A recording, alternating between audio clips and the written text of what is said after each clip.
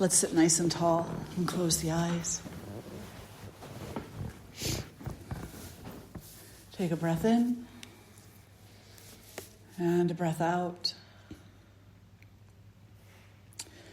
And allow yourself to simply arrive in this moment.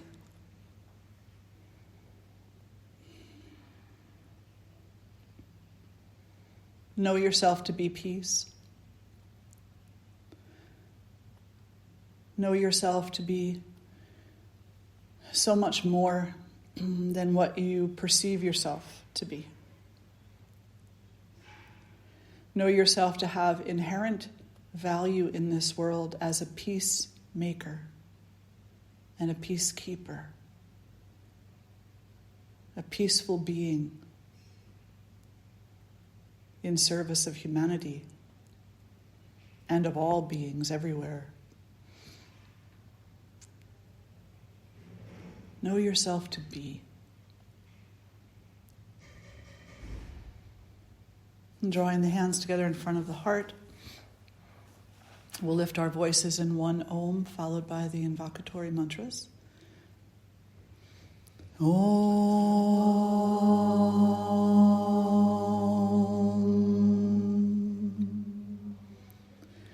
Ganana antva ganapati gum hava mahe kavin kavinam upamashravastamam jestharajam brahmanan brahmanaspata anaf shrinvanuti besidha sadhanam mahaganapataye namaha. Prano Devi Saraswati Vajebhir Vajini Vati Dhinama Vitriyavatu Ano Divo Brahataf Parvatada Saraswati Yajata Gantu Yagnyam Havan Devi Jujushana Gritachi Shagman Novacha Mushati Shrinotu Vagdevyai Namaha.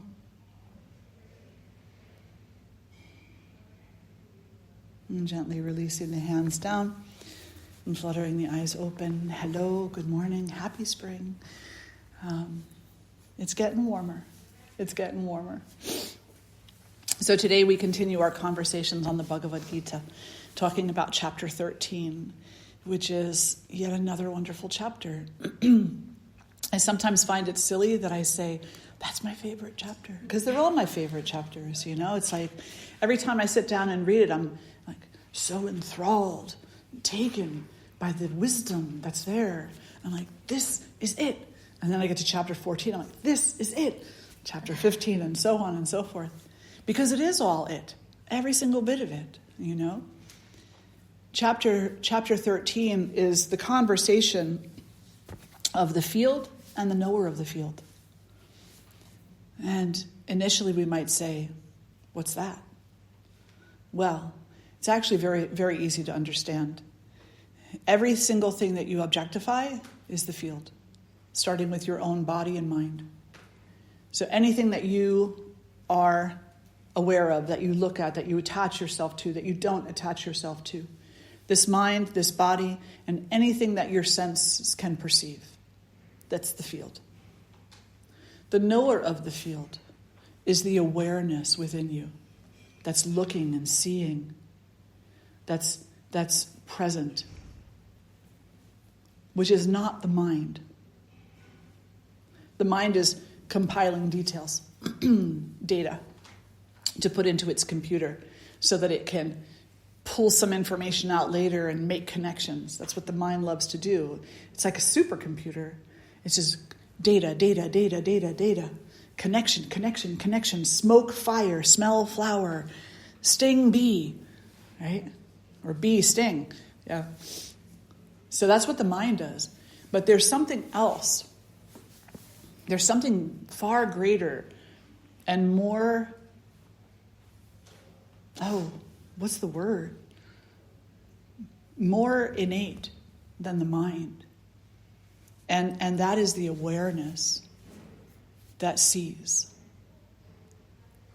So do this. Hold your left hand up and just begin to look at it. You're looking at your hand. Your hand is part of the field. Because you're holding your hand up, you may be having sensory impressions coming from the hand. That's also part of the field. You feel your eyes looking at the hand. You feel yourself trying to be aware of the hand. Maybe you're looking at the creases in the hand. That's also part of the field. Now, there's something behind you looking. Something behind you. It's something that knows you're looking. Just keep looking for the next few moments in silence and see if you can feel or realize the presence of that which is aware that you are looking.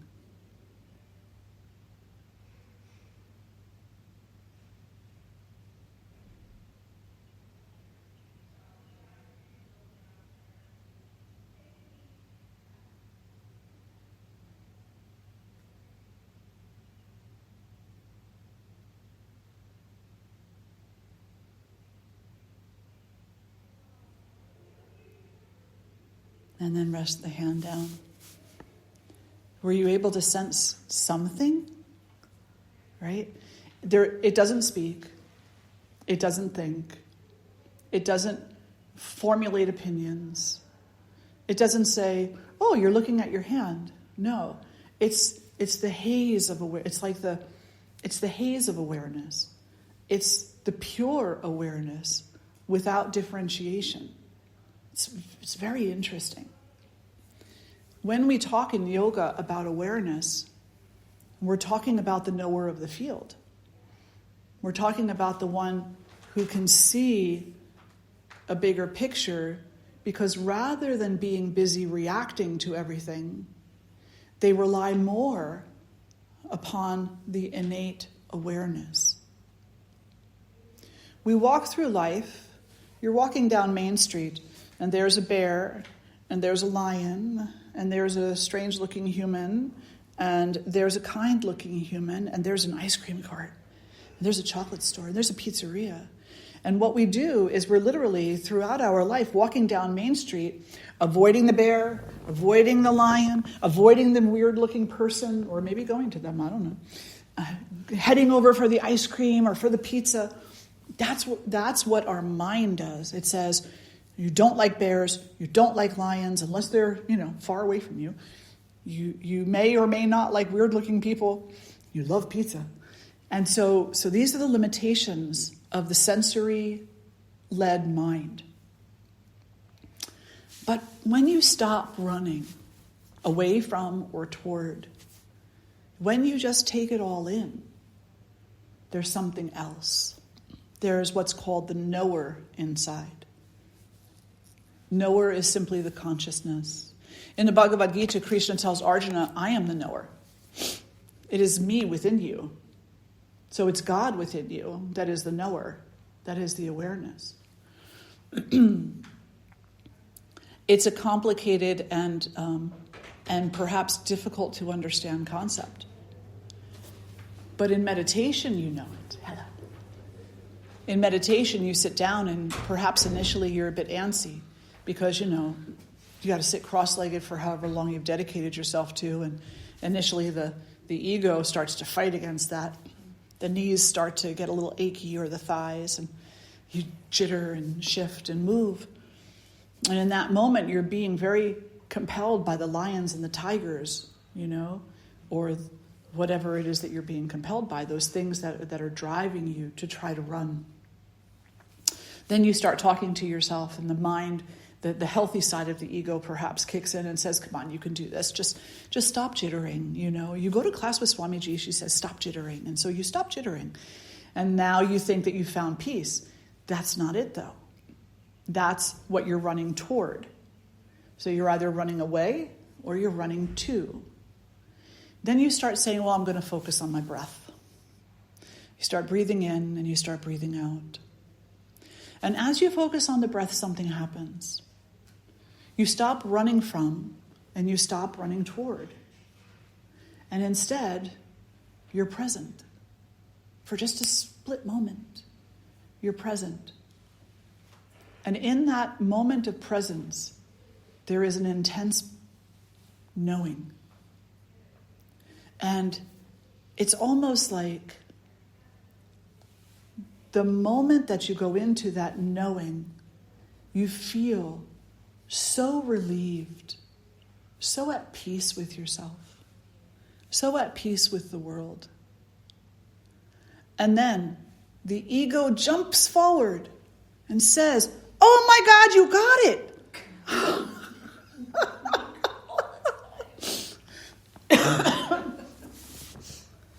Where'd it go? And it's back to the running to and running from. You're doing it. Yeah. So we do all have moments of that knowing, of being the knower. But the pull, the draw of the outside world is so powerful that it's very difficult for us to get more than a few moments at a time. And that's why our spiritual practice is so very, very important. So that we are able to reconcile what is the field from what is the knower of the field. What is the world versus what is the inner spirit. And by world, I don't mean the God-made world. I mean the man-made world, the human-made world. And maybe I do mean the God-made world also, as long as you're attached to it, as long as you're running toward it or away from it. Like yesterday, there was a storm that came through, and I was sitting in my car, and it was just lightly drizzling. And then all of a sudden, in like a matter of 10 seconds, it was like someone let the ocean come up here, because these sheets of rain were like waves crashing down, and it's thundering and it's lightning. And initially I was like, I should make a run for it. And then I was like, no, I think I'll just stay. I think I'll just stay and see what happens.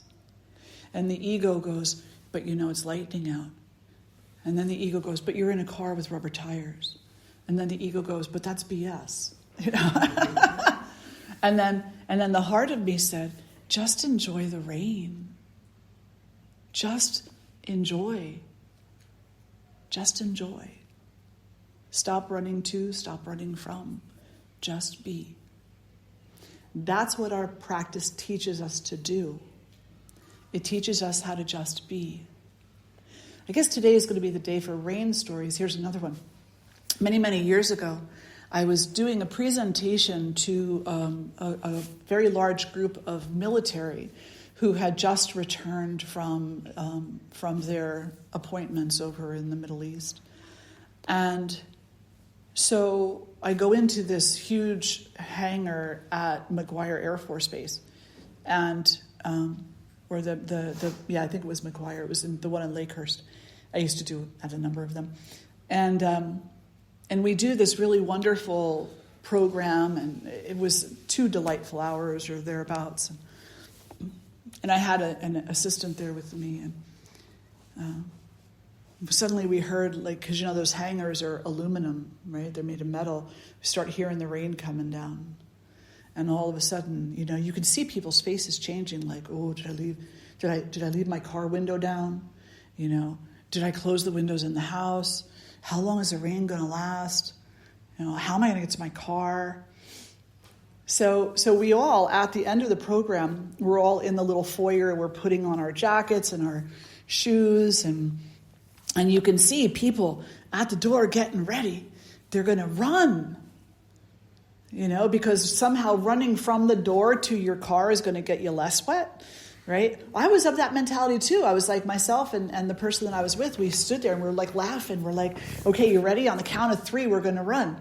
So we open the door and we both run. And as soon as I got outside, I just stopped. And I looked around and I just started walking. She ran all the way to the car. She's like, what are you doing? I said, I'm enjoying the rain. It's like I'm going to get wet anyway. It's not a life or death situation. I mean, unless I get struck by lightning. But, why not just enjoy it? So just be present to it. So she's standing there. The rain's coming down on her, And she's like, yeah, I'm already wet. I said, yeah, exactly. So imagine how much we're missing out on. Because rather than being the knowers of the field, who can be present to whatever it is that's happening, can, as long as it's safe, wait just a little bit and have faith in the waiting. Imagine how much we're missing because that's not what we practice. Instead, we're running away from the bear, away from the tiger, either to or from the person, to the pizza, or away from the pizza, to the ice cream, or away from the ice cream, that we're so busy running to and from. Can you imagine everything we're missing? Everything we're missing. You walk the same path every day, but you don't walk it with awareness. One day, for some unknown reason, you're a little bit more aware. And suddenly you see, there's a flower garden over there. Oh my gosh, there's this beautiful fountain over here. There's children playing. There's something to observe. And I can observe in peace and just have a simple appreciation for that which is to be observed. This is the knower of the field in the field.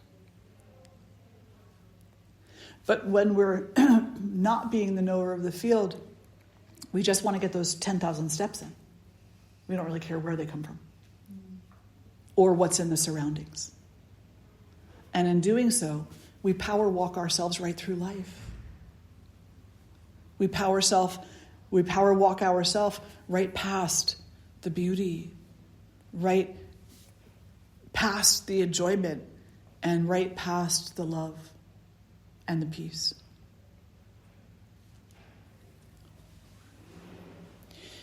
The field and the knower of the field are referred to in a few different ways. One is that the knower of the field is Purusha and the field is Prakriti. Purusha is the divine consciousness that exists within you as your individuated soul. Of course, it's linked with every other individuated soul. But it's that which resides within your particular embodiment. Prakriti is everything else, including your body and mind. Everything in the natural world and everything in the human-made world. And I know a little while ago I said not the God-made world. Yeah. It takes a little explaining. You go outside and it's a blue sky and it's 68 perfect degrees and there's just a slight breeze and there's no insects and there's nothing to irritate you. That's a human perception. That's a human-made world. That's the way we choose to see it. Because the moment that the insects come, those little gnats that fly up your nose, you're like, oh man, perfect day, you had to ruin it. Moment that a rain cloud comes and it starts raining for an afternoon shower and the ego's like, man, I had to ruin it. If only it would just stay nice. So even when we're interacting with Prakriti through our Prakritic mind, that's a new word, by the way, our Prakritic body with the Prakritic world, we do so from the human perspective of what am I running to, what am I running from? And therefore, we miss the beauty. Do you ever watch gnats in the springtime? They're like a little tornado of dancing. Like, I walked out by the pond the other day, and there was literally 2,000 of them. And they were just creating their little cyclone of a fun funnel, And I stood there watching them. And I have this one in my office, and every time I'm on a computer meeting, it's like, shh. right in front of my face, and I'm like, now is not the time. So the natural world,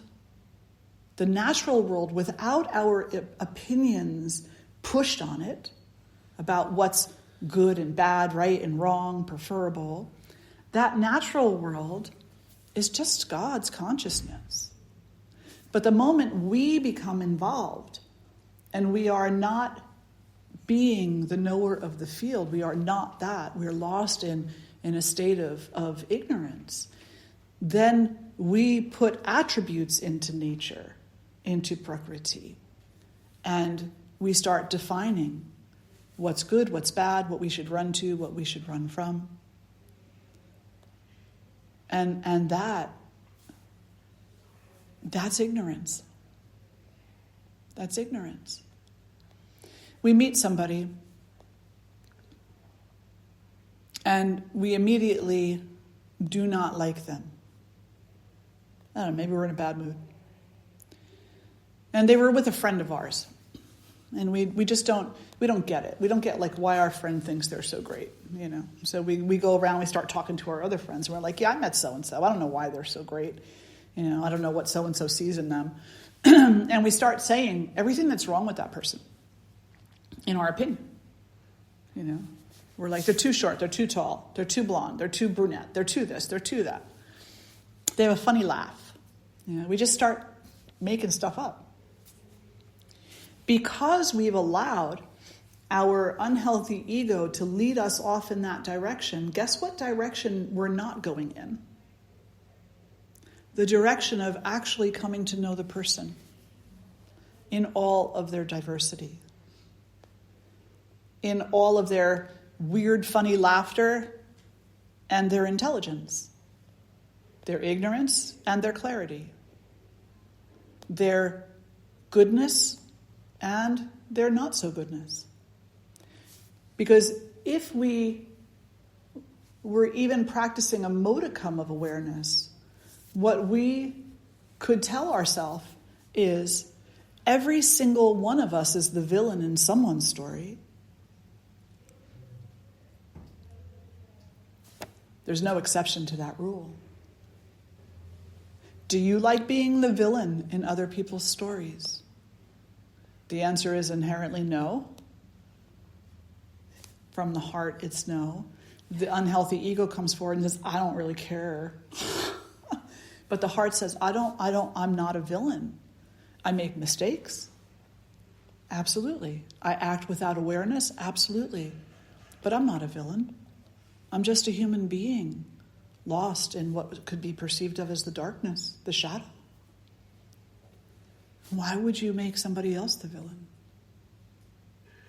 Knowing what that's like. Because the moment that we make somebody else the villain, it sends an energy out into the universe. It sends an energy out to that person. And it's called a self-fulfilling prophecy. Because you feed it. You give it power. You give it food. You sustain it. And therefore it comes true. Now, mind you, there's a difference between making someone to be the villain versus having clarity about the violence that other people commit. There's a difference there. You can have a clarity about the violence that people commit without making them the villain of your ego. Does that make sense? Mm-hmm. Yeah. So we have Purusha and Prakriti, yes? Can you just say it again? It makes sense, but can you just say that again? I don't know. Let me try. It's on the recording. At about minute. Okay. There's a difference. Yes. There's a difference between being clear and straightforward about the violence that yourself and others commit and naming that violence versus making them and yourself a villain because your ego is busy running to or away from, self-substantiating, or self-sabotaging. Yeah.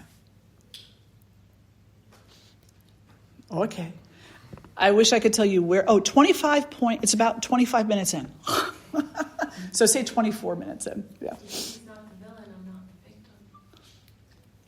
Oh. You took my next line. Good job, Amber. Good job. I have to let it go. If there's no villain, then there's no victim. Right? If there's no villain, there's no victim. And there's a difference there as well. Because saying, I'm not the victim, does not mean that someone's violent behavior, including your own, has not had an impact upon you. It has, on your physical sheath, on your mental sheath, but not on the knower. The knower is beyond the impact of this world. This world cannot impact the knower. The world can cause pain in this body because this body is a bunch of pain receptors. This world can cause angst in this mind because this mind is a data collector based on sensory impressions. But the awareness that exists in the background or in the depths of the spirit doesn't feel those things, is not the recipient of those things, is not capable of being harmed or blemished in that way.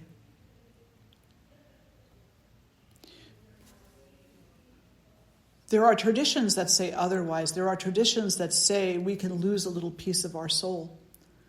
And I sometimes really kind of wish that they would say it a little differently. Because this tradition doesn't say that you can't.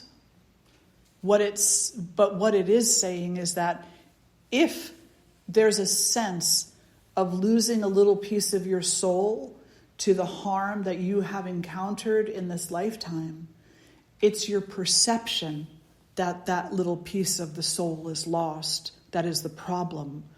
The soul cannot be lost. The retrieval of that little piece of the soul is you making the decision to bring yourself to wholeness again. It's semantics, really, across traditions, you know. They all say the same thing. They just say it differently because they're speaking to different communities of people who have different temperaments, different ways of understanding.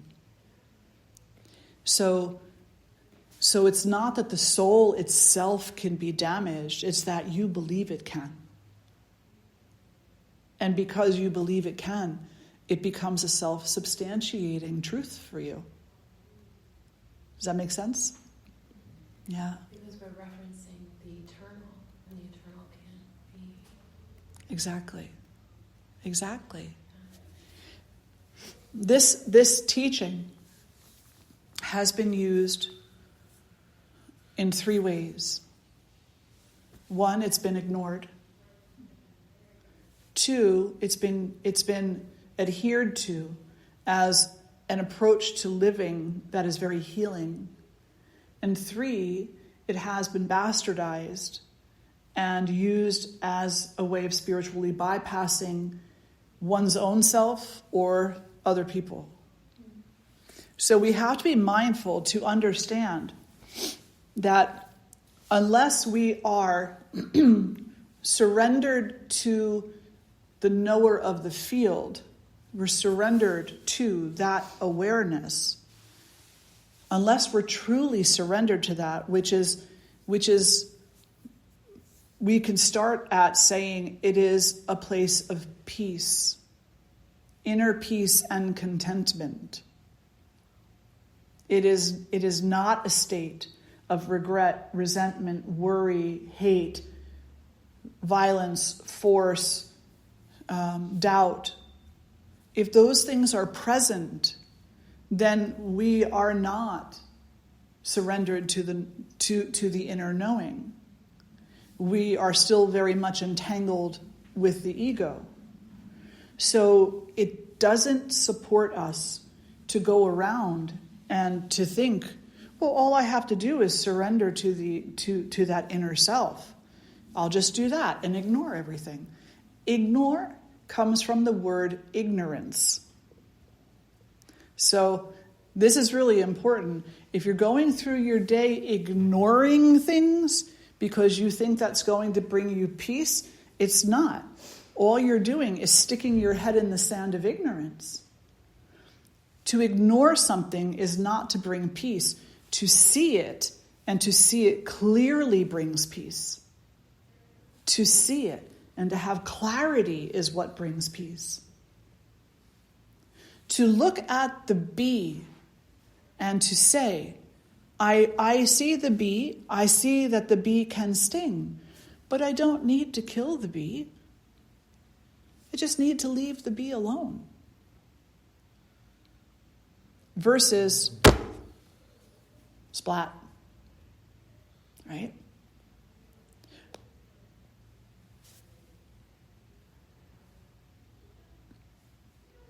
And the ignorance of the bee could be when you walk into a swarm of them, right?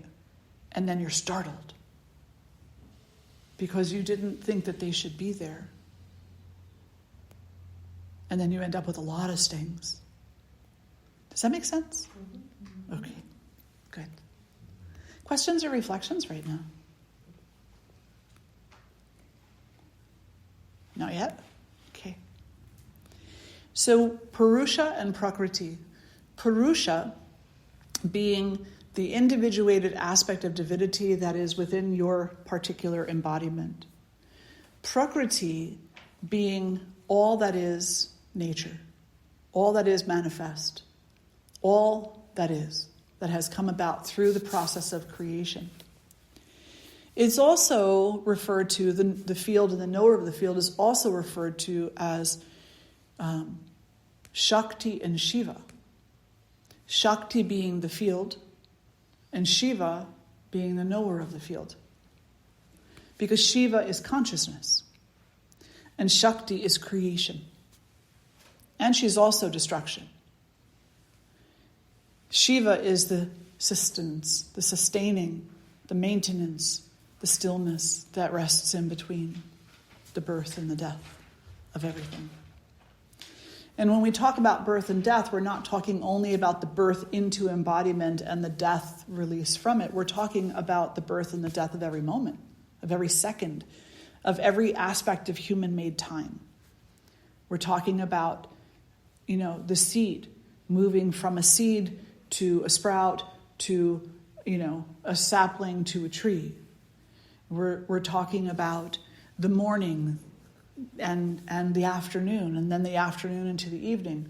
When we talk about birth and death, we're talking about the beginning and end of everything and anything. So there is nothing that doesn't have a beginning and an end, because everything in this natural phenomenon of a world, of a universe, is temporary in nature.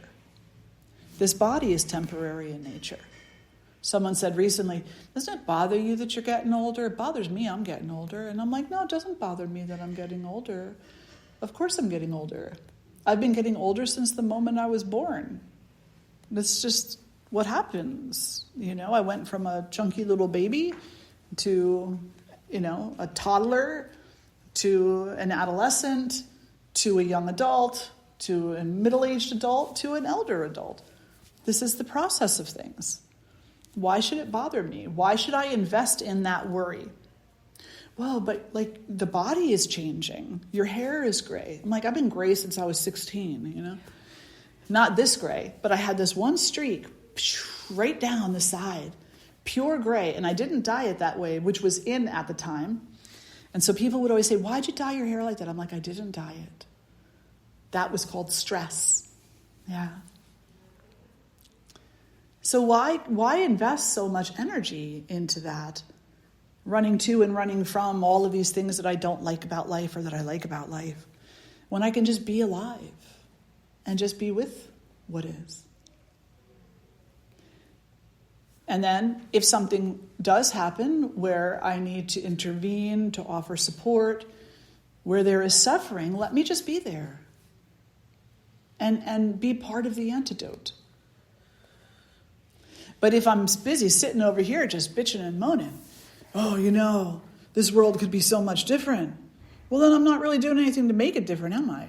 I'm just contributing to the complaining, to the violence, to the anger. I'm just contributing to that. Let me get off my butt and do something. Support. Collect food. Collect clothing. Work for Habitat for Humanity. Build a house. Let me do something to alleviate the suffering in the world. Because the alleviation of the suffering of other embodied beings, whether they're human or not, is the fastest way to alleviate your own suffering. To work to alleviate the suffering of all other embodied beings is the fastest way to alleviate your own suffering. Because it's only when all beings are peaceful and free from suffering that we will all know the true joy of that, the true joy of unity, the true joy of the knower. Until all beings are free from suffering, we will have this back and forth. We will have this. So understand that every single being who has an embodiment, unless they are an incarnation of the divine, and there are not many of those, right? Amaji, Thich Nhat Hanh, Dalai Lama, maybe these people, maybe, I don't know, but maybe. That's 3 out of 8 billion. Why do you expect yourself to be perfected on your path already? When so much time is spent investing in the denial of your own divinity and capacity for peace. And so much energy is invested in the running to and the running from. Amaji doesn't run from anything. She just stands there and hugs people, feeds people, tells people, go be of service. Thich Nhat Hanh, who now is Mahasamadhi, of course, he's not in his body anymore. But what did he do? He didn't run to or anything. He said, walk with me. Just walk with me. It's a beautiful film, actually. It's a documentary about Thich Nhat Hanh. It's called Walk With Me. Has anybody seen it? Oh, you should. It's not an action thriller. It's not a horror movie. It's not a drama. It's a very meditative documentary about Thich Nhat Hanh. Walk with me. And yes, in some parts of it, that's what they're doing. They're just walking. Give away the plot. Dalai Lama, compassion. Compassion, know the inner Buddha. Right? But we're too busy running to or running from. And that running to and running from can flip like a switch. Because the ego is tricky that way. We'll run to. Oops, I don't like that anymore. Now I'm going to run away. Why don't I like that anymore? Well, because I was told something by somebody. Because I saw a picture and I didn't bother looking any deeper. Because I'm depending upon the headlines and not on what could be the truth. And everybody knows what I'm talking about? So many people currently bashing the Dalai Lama? Yeah. Oh, no? I don't read the news that call. You don't know? I don't read the news. So Oh. I don't know. Yeah. Well, yay for every one of you. Do you know? Oh, okay. We do the internet. Yeah. We share memes. Okay. So he's under fire. He's under fire. So in the Tibetan tradition, in certain villages, not in all of them, but in many of the villages, they have a saying. The elders, when they're talking with a child, and the child asks for a sweet, the elder will say, "Eat my tongue."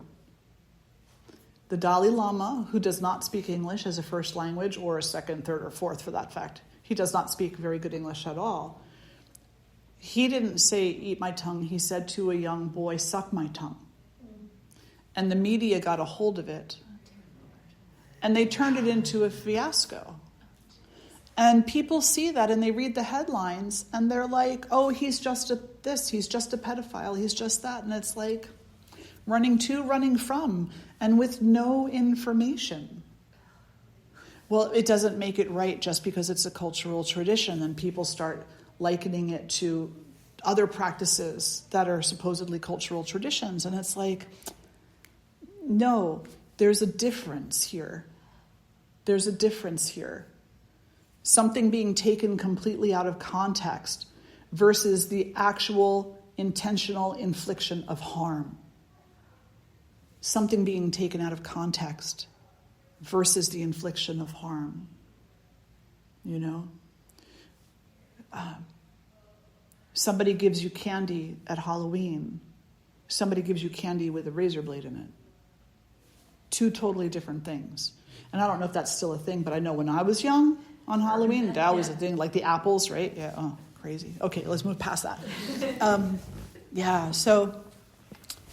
So we spend our time in this way, so distraught about what to run from, what to run to. We think we're clear.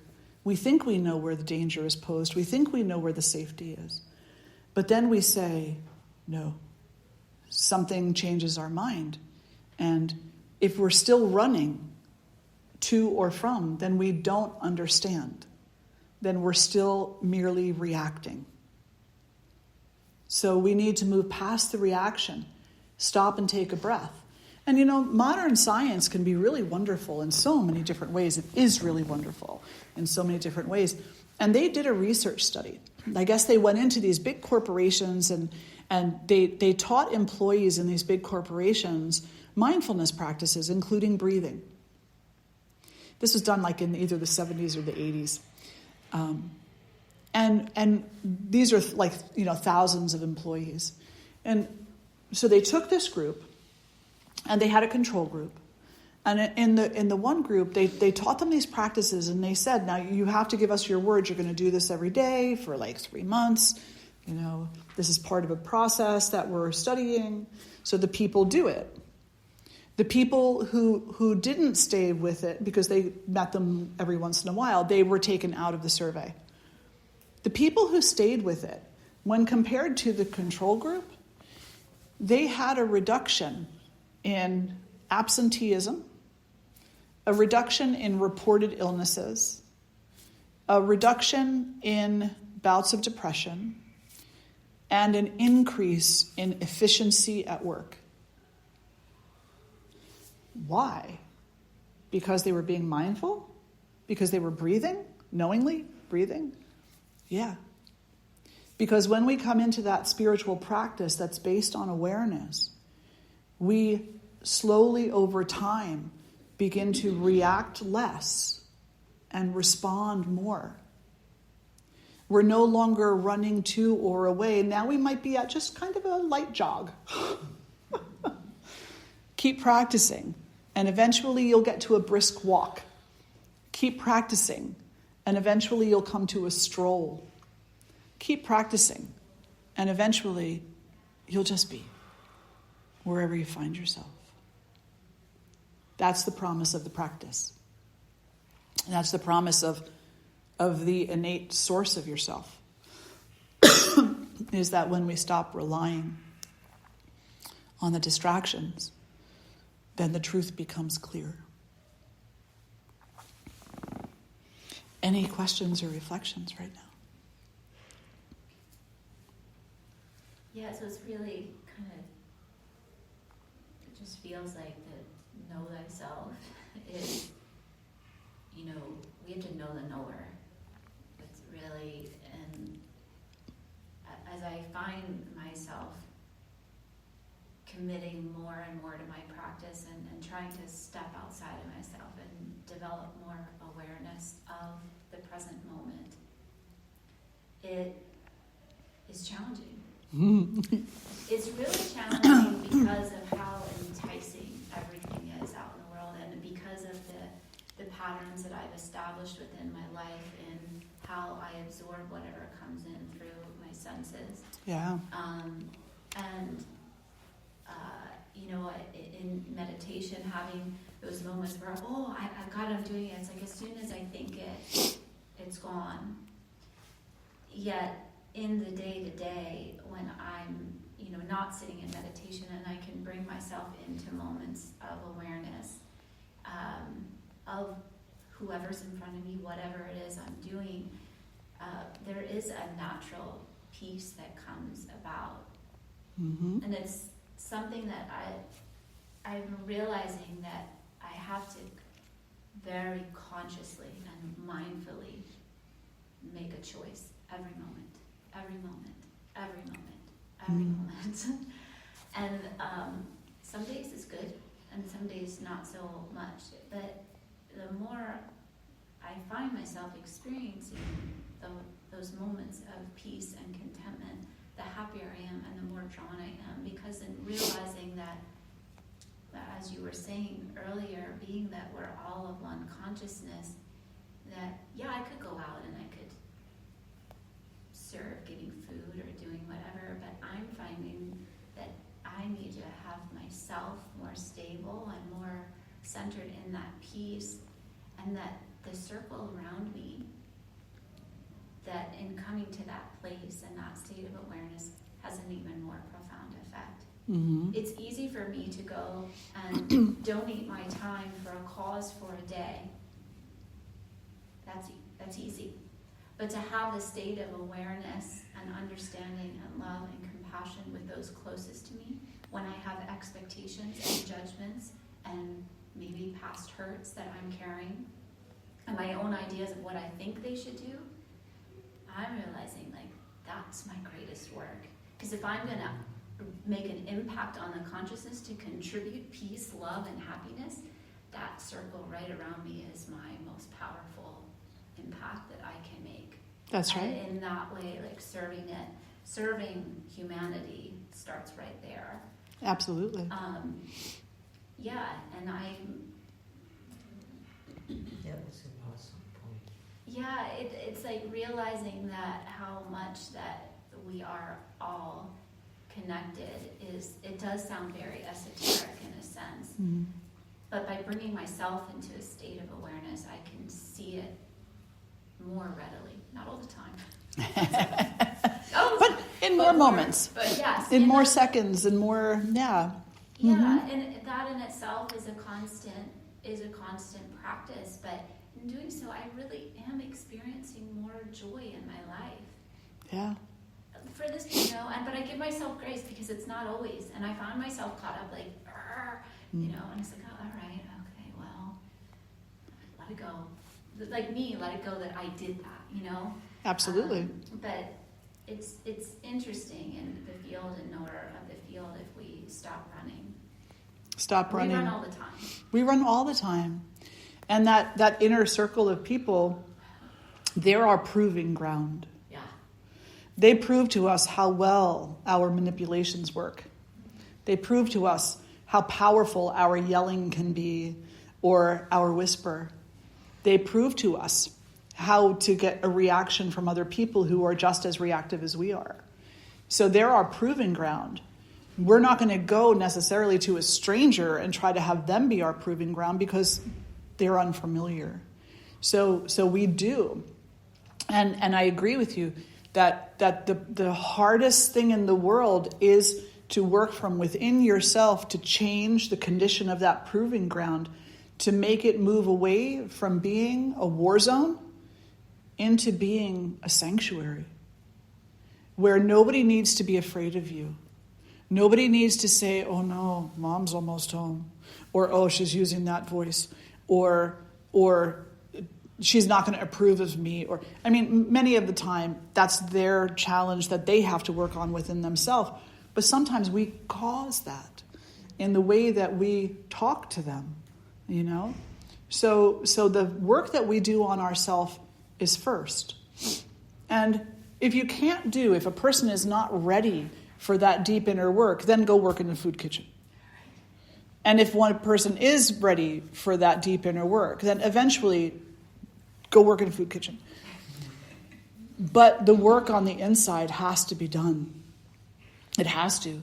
I remember one time I read the headline of this article, because headlines tell you everything, right?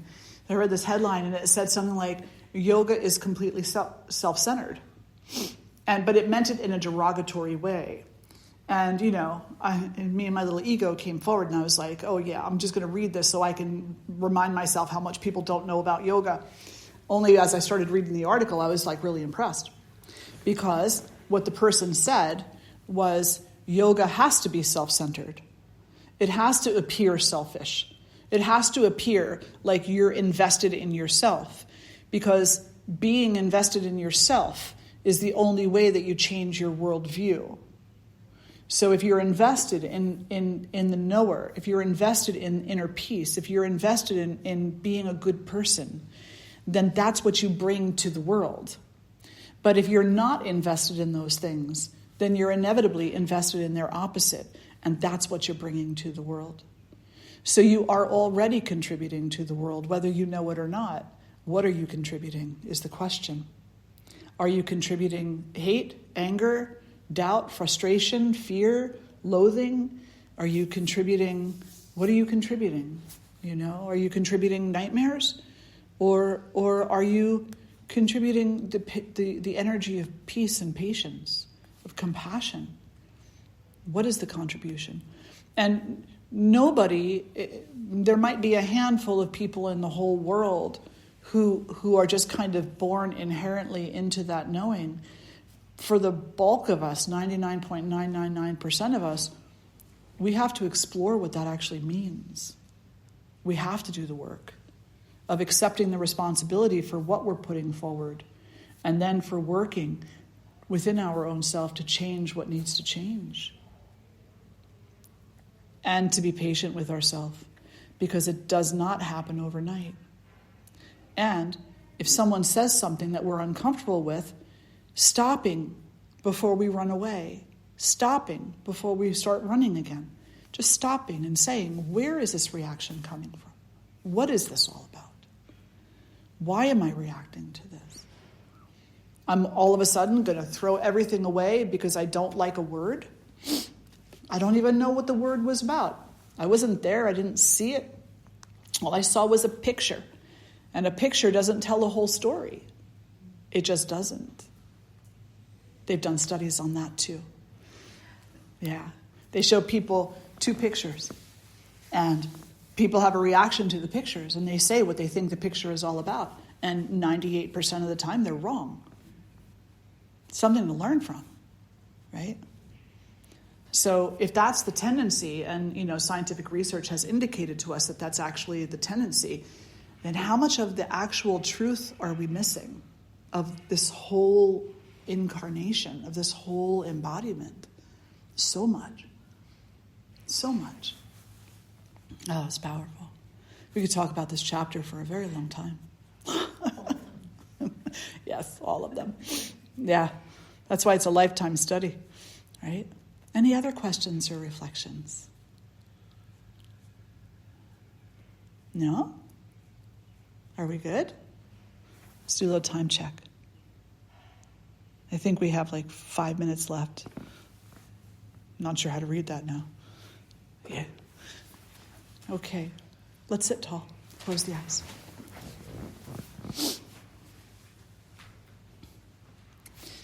And with your eyes closed, I'll read you just a little bit of the verses from the chapter. It's a very short chapter. I will tell you of the wisdom that leads to immortality, the beginningless Brahman, which can be called neither being nor non-being. It dwells in all, in every hand and foot and head, in every mouth and eye and ear in the universe. Without senses itself, it shines through the functioning of the senses. Completely independent, it supports all things. Beyond the gunas, the characteristics of nature, it enjoys their play. It is both near and far, both within and without every creature. It moves and is unmoving. It is subtly, beyond comprehension. It is indivisible, yet appears divided in separate creatures. Know it to be the creator, the preserver, and the destroyer. Dwelling in every heart, it is beyond darkness. It is called the light of light, the object and the goal of knowledge, and knowledge itself. I have revealed to you the nature of the field and the meaning and object of true knowledge. Those who are devoted to me, knowing these things, they are united with me. Know that Prakriti and Purusha are both without beginning, and that from Prakriti come the gunas and all that changes. Prakriti is the agent, the cause, the effect of every action. Purusha seems to experience the pleasure and the pain. Purusha, resting in Prakriti, witnesses the play of the gunas born of Prakriti, but attachment to the gunas by the ego leads a person to be born or to believe in good and evil. Within the body, the supreme Purusha is called the witness. Whoever realizes the true nature of Purusha, Prakriti, and the gunas, whatever path he or she may follow, is not born separate again. And that's a reading from Eknath Eshwaran, the Bhagavad Gita. Drawing the hands together in front of the heart, we'll lift our voices in one Om. Om.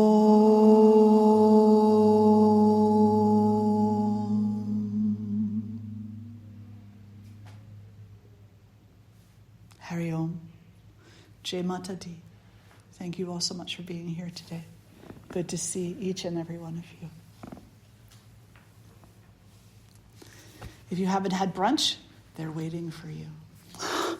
So enjoy.